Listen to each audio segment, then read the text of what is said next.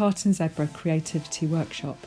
The technique we're going to use today does use a hot iron throughout, so please make sure if you are a bit younger and you're trying this technique that you've asked an adult to supervise you or permission to use the iron. Okay, let's get started.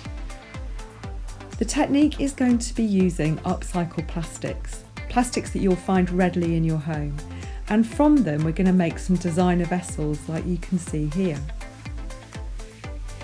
The equipment you're going to need is listed below, so grab yourself some scissors, some glue stick, some baking parchment or greaseproof paper, an iron, make sure it's switched with steam off, an ironing board, some food jars for moulding around like chutneys or sauces, thick colourful carrier bags, the thicker the better, bubble wrap, about 1 metre would work for what we're going to do today, and coloured threads, and if possible also a Sharpie pen.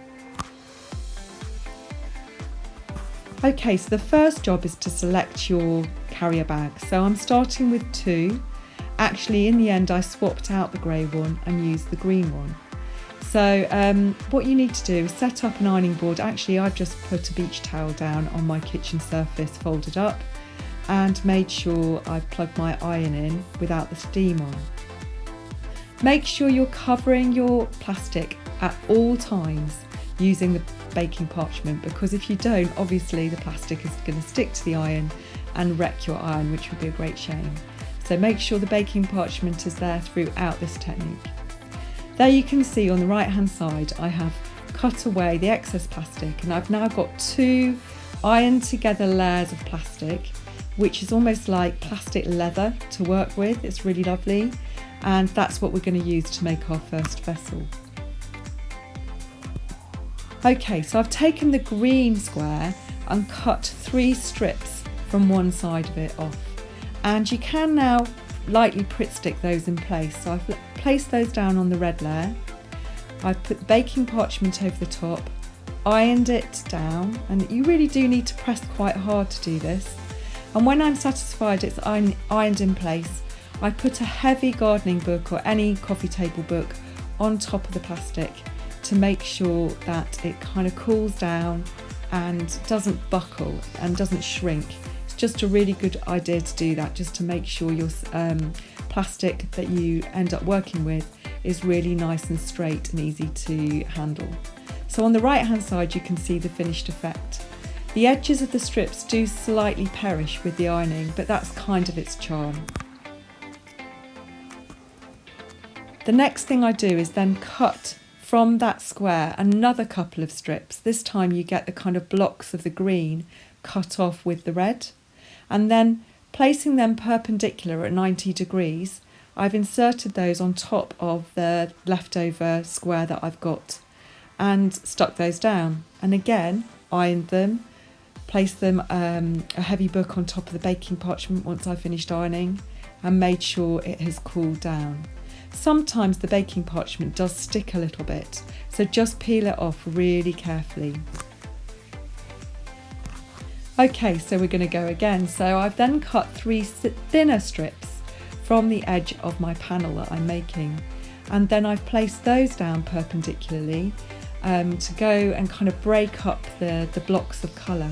You end up with almost this checker fabric that has completely lost sense of it being a carrier bag in the first place.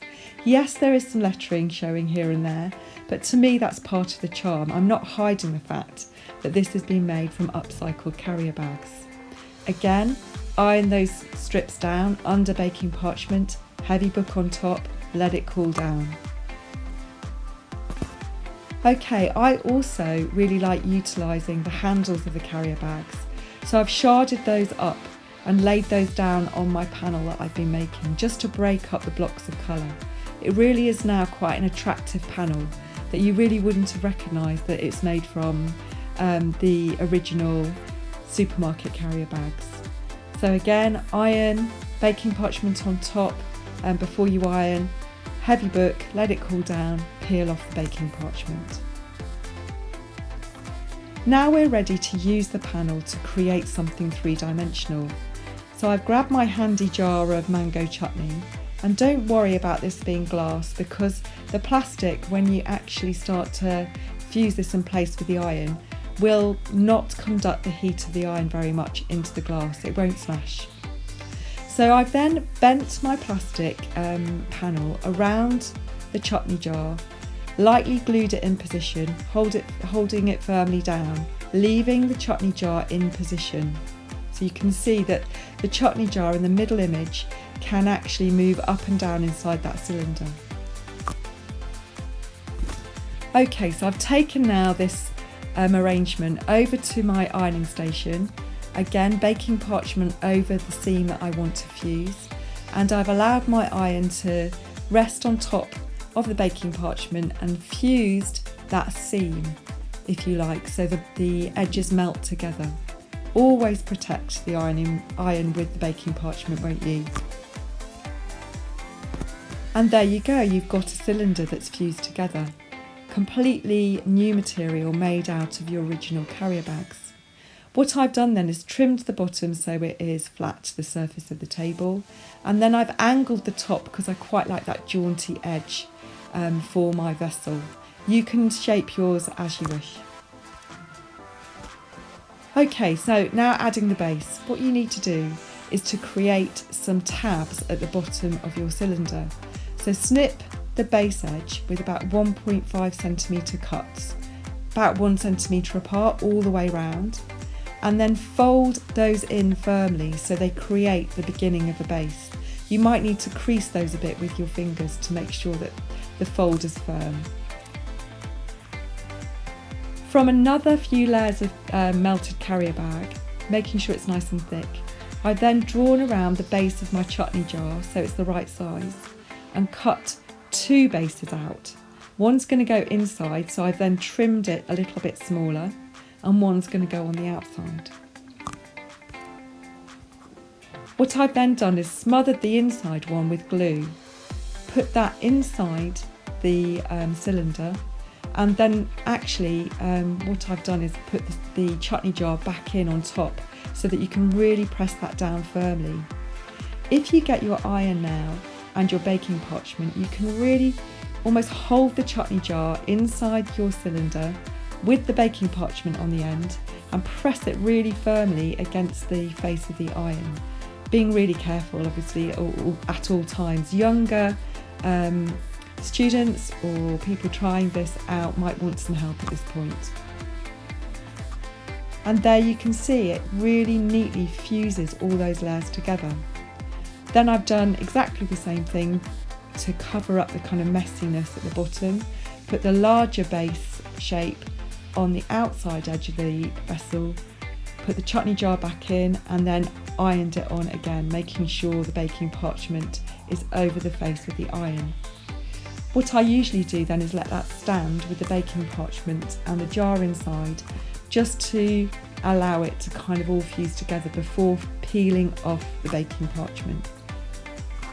So there's your first vessel complete, completely using carrier bags in a dramatically different way. I hope you like it. Now we're going to try another vessel using some different kinds of plastics. So let's start. This time we're going to use bubble wrap. So I've kind of layered up a few layers of bubble wrap together. These are about 35 centimetres long and 25 centimetres tall. I've then taken that layering over to my ironing station, baking parchment on top, and firmly ironed those layers together, and it's really fun. It's a bit like cooking popcorn because all the air pockets in the bubble wrap slowly burst and you get this pop, pop, pop, pop kind of sound as it fuses together. Once it's fused together, fold it in half and then iron it under baking parchment again, so you get a really firm kind of plasticky leather. When you hold it up to the light, it's got a really attractive kind of honeycomb tracery within it, so that can add to the aesthetic of your vessel. There, I'm just reminding you, always use your heavy book after ironing just to allow the plastic to settle well as it cools down. Okay, I've then taken shards of my original carrier bag and kind of sharded them up They are the ones which I ironed together, so it's a double layer of carrier bag. And I've arranged these on and used the glue stick to stick them in place, and then ironed again with the baking parchment on top to allow those to fuse to the surface of my bubble wrap new kind of material that I've made. I've then done something different. I've gone and grabbed some colourful threads that go with my design. I've layered those on top, sort of tracing them backwards and forwards. You could just do a chaotic arrangement of threads. They don't have to be linear like this. I just fancied a linear effect. So quite a lot of thread, I don't know if you can see there. And then on top of that, I've placed a layer of bubble wrap again. Putting baking parchment on top, I've then ironed that bubble wrap firmly over the top, and because it's just one layer, it really lets the colourful shards of carrier bag and the threads show through beautifully, and you get this lovely fused effect. So now I'm ready to make this into a vessel.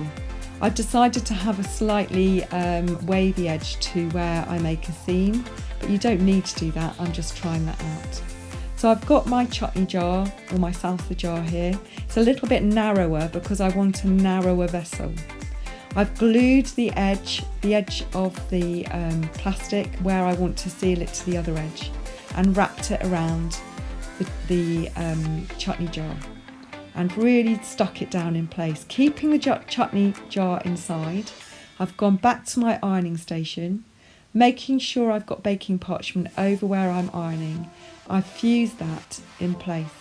Now actually the bubble wrap fuses more easily than carrier bags, so you won't find this hard to do. There you can see me ironing it in place, and there you can see the finished cylinder fused together. I've now taken the excess bubble wrap layers which I fused together earlier, drawn around the bottom of my salsa jar and cut out two bases. Remember, one needs to be slightly trimmed down because that one's going inside. I've also cut tabs in the base of my cylinder, about 1.5 centimetres tall, centimetre apart all the way round. I then folded those tabs down firmly.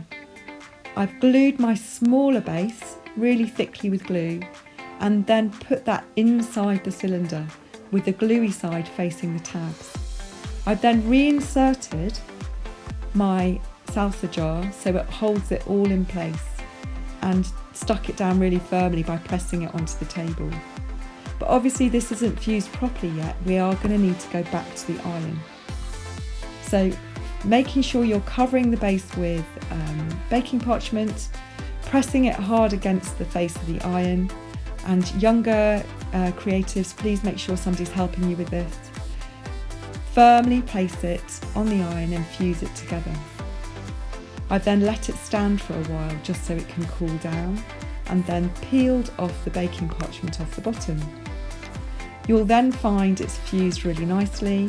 I've repeated the process of sticking the outer base on, firstly gluing and then fusing with the baking parchment covering the iron, and there you have a really professional finish.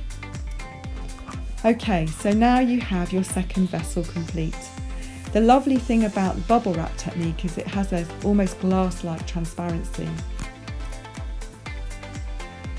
If you want to create a workable vase with these vessels, just slide a glass inside. So that one there with the arum lily is actually full of water, a glass inside, full of water, and my vessel holding up the lily. I hope you have really good fun with this technique and create some beautiful vessels of your own.